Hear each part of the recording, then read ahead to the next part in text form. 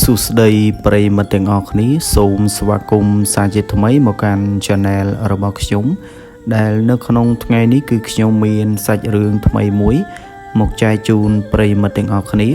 ហើយសាច់រឿងរបស់ខ្ញុំគឺទទួលបានពីប្អូនប្រុសម្នាក់ដែលគាត់មានឈ្មោះថាសុភ័ក្រសាច់រឿងរបស់គាត់គឺបានកើតឡើងចំពោះក្រុមគាត់ផ្ទាល់តែម្ដងដែលគាត់បានទៅបោះតង់នៅជើងភ្នំមួយកន្លែងនាពេលចុងសប្តាហ៍ថ្ងៃឈប់សម្រាកពីការងារចង់ដឹងថាសាច់រឿងរបស់សុភ័ក្រមានភាពតក់ស្លុតបែបណាខ្លះកុំឲ្យខាតពេលយើងចូលទៅក្នុងសាច់រឿងទាំងអស់គ្នាពន្លឺព្រះអាទិត្យពេលព្រឹកព្រលឹមបានជះមកលើផ្ទះតូចមួយនៅក្បែរក្រុងជាកន្លែងដែលមិត្តភ័ក្តិ4នាក់គឺវិសាលសុភ័ក្រធីតានិងដាណេកំពុងមានការមមាញឹកក្នុងការរៀបចំអីវ៉ាន់សម្រាប់ដំណើរកម្សាន្តបោះតង់នៅចុងសប្តាហ៍នេះគោលដៅរបស់ពួកគេគឺទៅកាន់ភ្នំតាប៉ុកដែលជាតំបន់ដាច់ស្រយាលមួយដែលមានភាពល្បីថាទីនោះគឺមានទេសភាពស្អាតខ្លាំងប៉ុន្តែវាត្រូវបានគេដឹងថាជាកន្លែងដែលមានរឿងរ៉ាវចម្លែកកើតឡើងជាច្រើនមនុស្សនៅក្នុងតំបន់នោះគឺពុំសូវហ៊ានទៅជិតទីនោះទេវិសាលដែលជាអ្នកដឹកនាំក្រុមបានពិនិត្យមើលផែនទីយ៉ាងយកចិត្តទុកដាក់ខណៈពេលដែលសុភ័ក្រកំពុងលើកធុងទឹកកកនិងសម្ភារៈបោះតង់ដាក់ក្នុងគូតឡានដ៏ពណ៌ខ្មៅរបស់ពួកគេធីតានិងដាណេបានរៀបចំម្ហូបអាហារនិងគ្រឿងទេសផ្សេងដោយសង្ឃឹមថាការទៅកម្សាន្តលោកនេះនឹងក្លាយជាការចងចាំដ៏ល្អបំផុតសម្រាប់ពួកគេបន្ទាប់ពីមមាញឹកនឹងការងារការិយាល័យជាច្រើនខែមកនេះ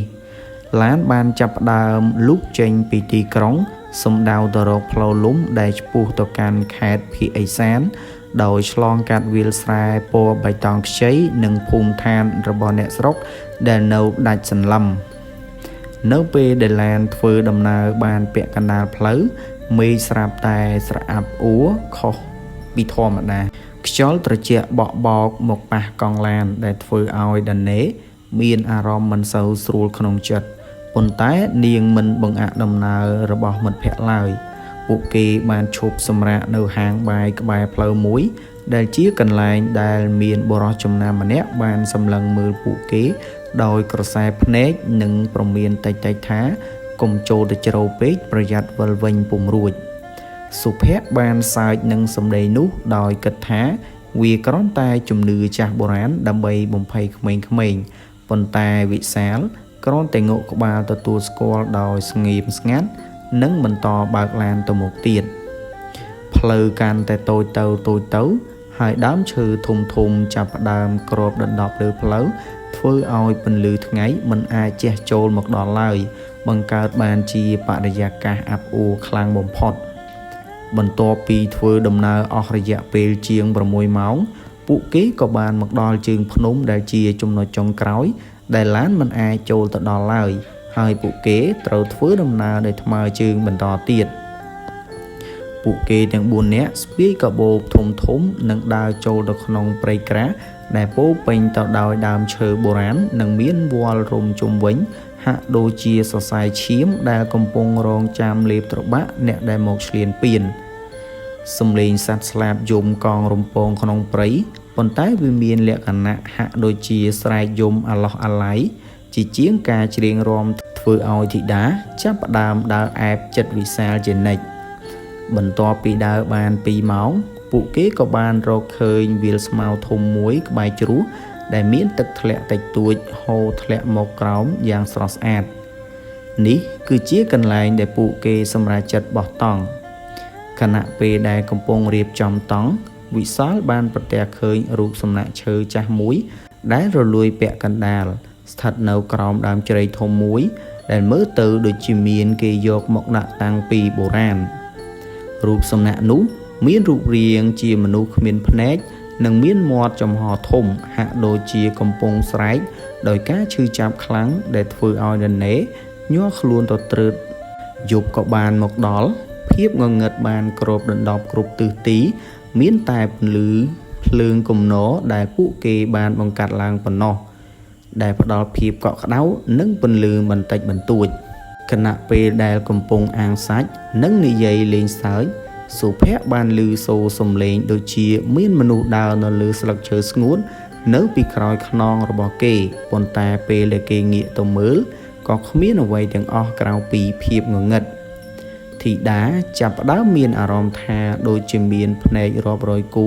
កំពុងសម្លឹងមើលពួកគេពីក្នុងព្រៃមកប៉ុន្តែនាងគិតថាវាគ្រាន់តែជាការស្រមើស្រមៃរបស់នាងដោយសារភាពហត់នឿយប៉ុណ្ណោះសីតុណ្ហភាពបានធ្លាក់ចុះយ៉ាងគំហុកខ្យល់បក់មកខ្លាំងធ្វើឲ្យតង់របស់ពួកគេរញ្ជួយហាក់ដូចជាមានដៃខ្មោចកំពុងព្យាយាមហែកក្រណាត់តង់ចូលមកខាងក្នុងពួកគេសម្រេចចិត្តចូលដេកក្នុងតង់រៀងខ្លួនប៉ុន្តែភាពស្ងប់ស្ងាត់នៃព្រៃភ្នំបានប្រែជាគួរឲ្យខ្លាចនៅពេលដែលសំឡេងធ្ងរតិចចាប់ផ្ដើមបន្លឺឡើងនៅពីក្រោយដីដែលពួកគេកំពុងដេកប្រហែលម៉ោង 2 ទៀបភ្លឺដាណេបានភ្ញាក់ឡើងដោយសារឮសំឡេងស្ត្រីម្នាក់យំខ្សឹកខ្សួលនៅក្បែរត្រចៀកនាងប៉ុន្តែនៅពេលដែលនាងបើកភ្នែកឡើងនាងឃើញតែភាពងងឹតសូន្យឈឹងក្នុងតង់នាងបានដាស់ធីតាដែលដេកក្បែរនោះប៉ុន្តែធីតាមិនភ្ញាក់ឡើយនាងហាក់ដូចជាសន្លប់បាត់ស្មារតីទៅហើយសូម្បីតែដង្ហើមក៏ដកយ៉ាងខ្សោយបំផុតដាណេបានលូកដៃចេញពីតង់ដើម្បីរកវិសាលនិងសុភ័ក្រប៉ុន្តែនាងត្រូវតក់ស្លុតជាខ្លាំងនៅពេលឃើញតង់របស់បុរសទាំងពីរនាក់នោះបាត់ទៅហើយសល់តែស្នាមអូសលើដីប៉ុណ្ណោះនាងបានស្រែកហៅឈ្មោះមិត្តភក្តិប៉ុន្តែមានតែសំឡេងជះត្រឡប់មកវិញដោយភាពតក់ស្លុតស្រាប់តែមានពន្លឺពណ៌ខៀវស្រងាត់ភាយចេញពីក្នុងព្រៃវិសាលនិងសុភ័ក្រតាមពិតមិនបានបាត់ទៅណាឆ្ងាយទេពួកគេត្រូវបានវិញ្ញាណម្ចាស់ទឹកម្ចាស់ដីបំបាំងកាយមិនឲ្យឃើញតែប៉ុណ្ណោះនៅពេលនោះដាណេក៏បានដាស់មិត្តភក្តិទាំង3នាក់របស់ពួកគេឲ្យក្រោកឡើងហើយក៏បានសួរទៅកាន់ពួកគេថាតើបានឮសំឡេងអ្វីម្យ៉ាងដែលដើរជុំវិញតង់ដូចដែលនាងបានឮដែរឬទេក៏ប៉ុន្តែពួកគេទាំង3នាក់ពុំបានឮដូចអ្វីដែលដាណេបានឮនោះទេលុះព្រឹកឡើងដាណេក៏បានបបួលពួកគេទាំង3នាក់ចាកចេញពីទីនោះ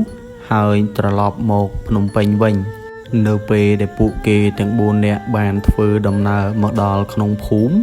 ពួកគេក៏បានចូលបរិភោគអាហារនៅកន្លែងលក់អាហារមួយកន្លែងហើយនៅទីនោះគឺពួកគេបានជួបជីដូនម្នាក់ដែលគាត់បានមកបរិភោគអាហារនៅទីនោះផងដែរពួកគេក៏បាននិយាយរឿងរ៉ាវដែលពួកគេបានជួប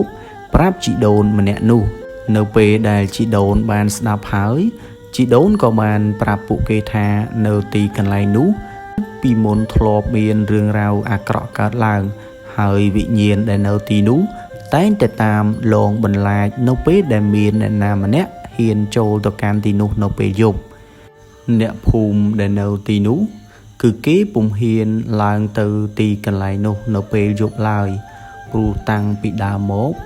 គឺវិញ្ញាណដែលនៅថែរក្សាទីនោះតែងតែលងបន្លាចទៅលើអ្នកភូមិដែលតែងតែដើរកាត់ឬក៏ស្នាក់នៅទីនោះនៅពេលយប់សម្រាប់អ្នកដែលមកពីចម្ងាយពេលដែលមិនបានសួរនាំអំពីទីកន្លែងនោះគឺតែងតែទៅបោះតង់នៅទីកន្លែងនោះហើយក៏តែងតែរើចេញពីទីកន្លែងនោះដោយភាពតក់ស្លុតនិងភ័យស្លន់ស្លោផងដែរនៅពេលដែលស្ដាប់ជីដូននិយាយហើយពួកគេក៏ចាប់ផ្ដើមមានអារម្មណ៍ថាភ័យខ្លាចជាខ្លាំងដោយកាលពីយប់មិញដែលពួកគេបានស្នាក់នៅទីនោះគឺគេបានឮសំឡេងចម្លែកក៏ប៉ុន្តែពួកគេ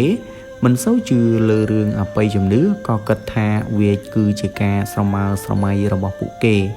ចាប់តាំងពីពេលនោះមក